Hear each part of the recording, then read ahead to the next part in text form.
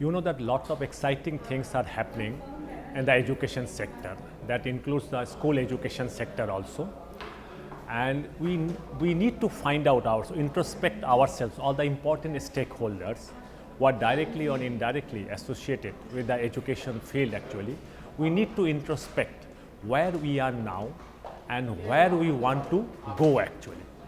Because even after so many private intervention and also the private participations in the school education sector or in the higher education sector also, the traditional education system is still going on in India, and we are still at the education 1 level. We have to take a jump, a quantum jump from this to at least to education 2 level. But this may not be sufficient for the requirement in the 21st century, but at least take a quantum jump from education 1 to education 2.0 level, where we need to find out what are the high performing systems that we need to take so that we can provide a quality educations to the young learners who have taken birth in the 21st century. And if we can go a further leap from this education 2 to education 3, where we need to have what are the 21st century skills are required, what are the new pedagogy that we need to implement in our classrooms, how the technology has to be integrated in our classroom management, and how the holistic transformation takes place. If after having this type of discussions here at the Educational Congress, will definitely prove beneficial and will definitely give the result. You know, there is a formative period of schooling, and in the formative period of schooling, which is between 6 to 14 age group, that's a very critical period of schooling.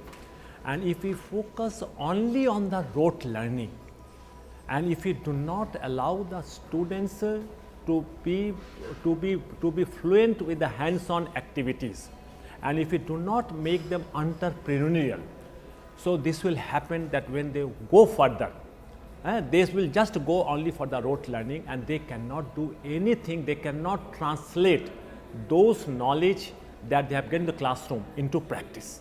So it's very important that in the initial years of schooling, we need to develop that entrepreneurial skills. That's very important from 6 to 8 when they are, or even 9, 10, and more on hands-on practices. That is number 1.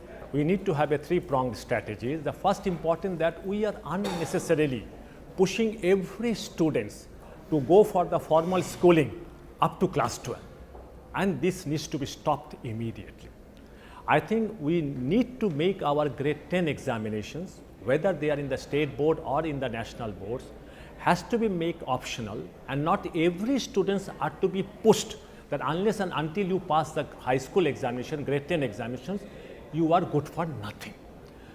At the class 8 level, I think we need to put a screening there, and not every student should pushed into the general education, and at the class 8 level, the next 2 to 4 years, we can provide them skill-based education, put them into the vocational education system, give them the 2 years of certification, which may be equivalent to class 10, and then if they want to go to the general education class 11, fine.